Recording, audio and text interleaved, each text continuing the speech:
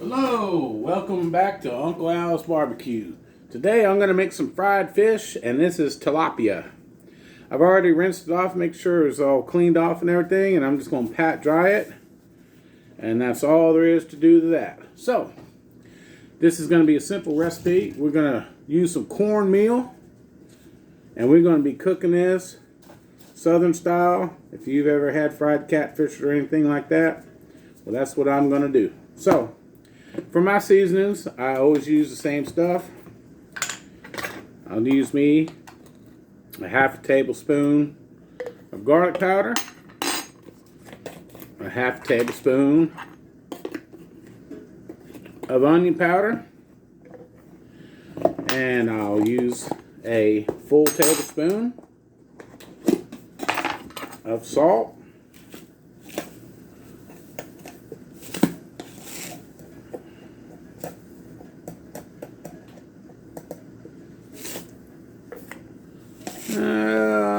There we go.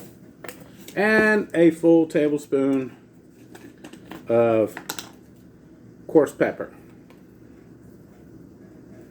And what I'm showing you here today is, oops, made a little mess. It's how to make your own seasoning. In case you haven't ever watched my videos before.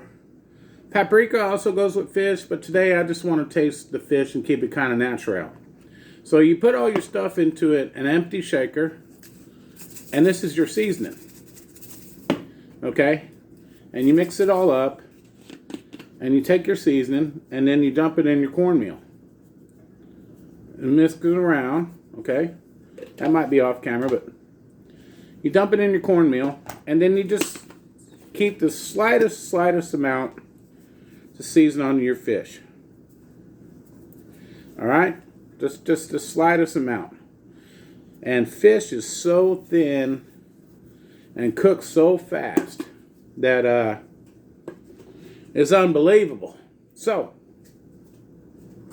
now that that's done, we got the seasoning in the cornmeal. What I'm going to do is on this piece, I'm only going to cook this one piece. I got some other pieces. My wife wants a different variation. So, here's all I got to do. Get my bowl here. And get your fish. And just squirt some mustard on it. Just a little ring. And wipe it around. And then flip her over. And a little ring. Kind of like doing circles. And wipe it around. And just get the mustard to coat the fish. That's all you have to do. Mustard just coats the fish. There's that side. And there's this side. And, as I did with my other stuff, it's just the binder. You do not have to use a lot of mustard on any of these recipes. So, go ahead and shake up our cornmeal here. And all we need is a little light dredge of this fish in the cornmeal. And as you know, if you watched me before, I always clean as I go. Clean as you go is your best method ever when you cook stuff. So there it is. You can just shake it around and just coat it lightly. Shake it around. Are you seeing that? And just shake it around and say, okay, we're going to go ahead and flip her on over. And we're just going to try and get a light seasoned cornmeal batter on here. And you know what's so cool about the cornmeal? Is you don't get giant chunky finger. You know, you don't get giant chunky finger with the cornmeal. You just season it up. It's a light batter. And as usual on these recipes that I've been doing, I'm cooking in the Crisco. So, I'll be back here and cook this thing in the oil when the oil's ready. And you just seen how I seasoned it.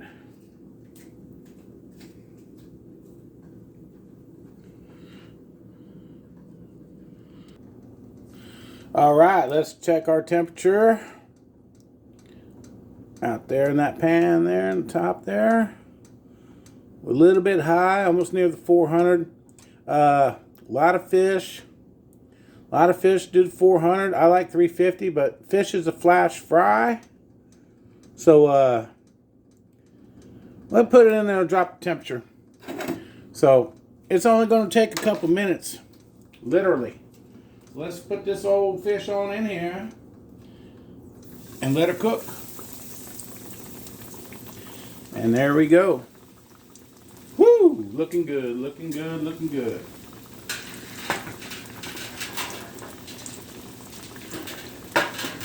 Looking good. Now, if y'all have watched my other recipes with the mustard fried chicken, you need to see that. You need to go see it. I'm not trying to tell you to see it just to get clicks and bangs and all that on the channel like everybody else. You know, they're trying to make a living off of these.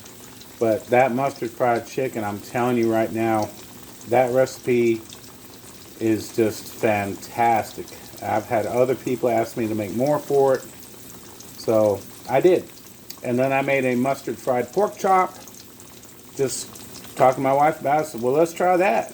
You know, because a lot of times, if you know what a schnitzel is, you know, the German dish is they pound out the pork chop and basically like a chicken fried steak, and you use a mallet and beat it down and tenderize it and flour it and dredge it, and it's basically chicken fried pork.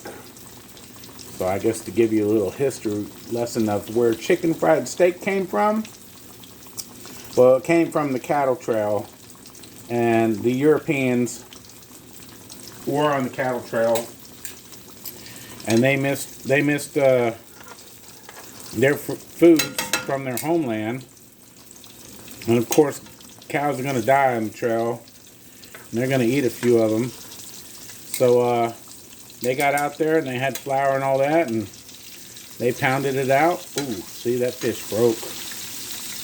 Man, that's tender. See, look at that. That fish. Woo! So anyway, they pounded out some cow and dredged it and fried it, and there it is. Chicken fried steak.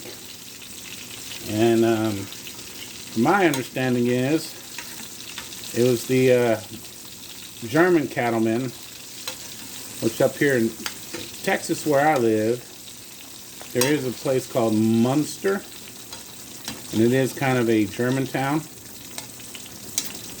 And there was the trails, and I've seen them old houses in there. And that's basically what they did. You know, the schnitzel is a fried pork, which I made a mustard fried pork chop. Well, it's kind of a version of their schnitzel in a way, but their schnitzel is kind of like, think of this as a filet mignon and a pork, pork tenderloin, and you pound it out with a mallet and tenderize it, and then you bread it and lightly fry it, and there you go. So of course, once again on this recipe, I'm doing it Southern style, which by that, what I mean is the top is exposed. It's not fully submerged.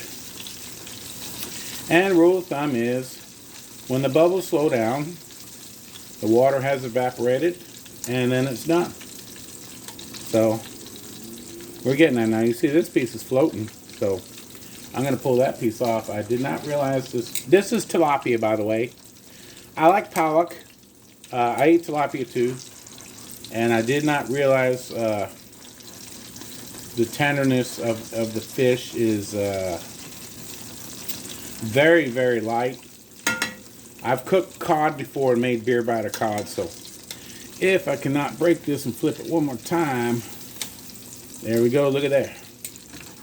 And just like the pork chop, did you see that? Just like the pork chop, wherever the tongue touches, kind of ruins the exterior part of the breading. But, I mean, the only other way to do, really in the fish, it's wrong to cook it in the pan. It really needs to kind of be in a deep fryer basket, and that way you don't ruin the breading. You don't have to flip it over or nothing, submerged. And I have a little deep fryer. I have a Butterball turkey fryer, but you know what? Most people at home, you just want to make you some fried fish. Well, I'm showing you how to do it in the pan and what you got. So what we're seeing right here is the bubbles are slow. It's getting buoyant, which that means it's floating. So let's pull her on out. Oh man, look at that. It's just breaking apart. And I'm going to put it on my tray, and I'll be back with you in a minute. Did you see how white? Look at that. Well, there you go. Are you seeing that? I mean, right out of there. Then I cook and shortening. I mean, look at that. Perfectly cooked. Easy recipe. Showed you how to do it. Basically, you can cook you some fish in 5 minutes. So let me put this on the tray and let her cool on down, and I'll take a bite and tell you what y'all think about it. I'll be back here in a second. Okay, I let this fish cool down and I put it on a rack. I explained this before in a couple other videos. My wife said go get your new rack. So if you do chicken fried steak, fried chicken, fried fish, fried anything, you really need to cool it on the rack. You do not put it on paper towels, because if you do that, the breading on the back side will stick to the paper towel, and basically you ruin your meal. So I let this cool down about 5 minutes or so. Woo! It's still a little bit hot. I'm going to take us a little piece here. Look at that. Did you hear that crunch? Yum.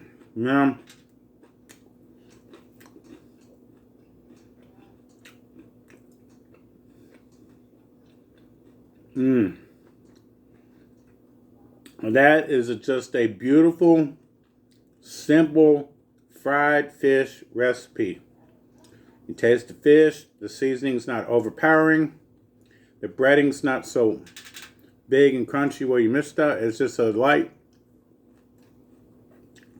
fish. You know, you can put this on a salad. You can make fish tacos out of this, and you could eat it with some rice.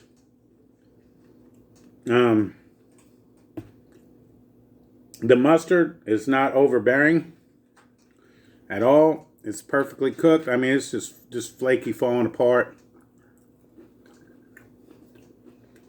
You really need to give this one a try. I know some of my other recipes, it takes some time to do that. This doesn't take any time. This is as simple as it can be. Go get you some tilapia or pollock or something like that, a whitefish. I wouldn't do cod this way. Season it, rub it down, put it on a little shortening, 350 degrees. Took what? 3 minutes to cook it. Cool it off. 5 minutes later. This is better than you're going to get at any drive-through fish place. Now, that's restaurant quality. It really is. So, thank you once again for being with my channel. And I usually say thank you for barbecuing with me today. Well, we didn't barbecue today, but I had to show you this. Give it a try. Thank you.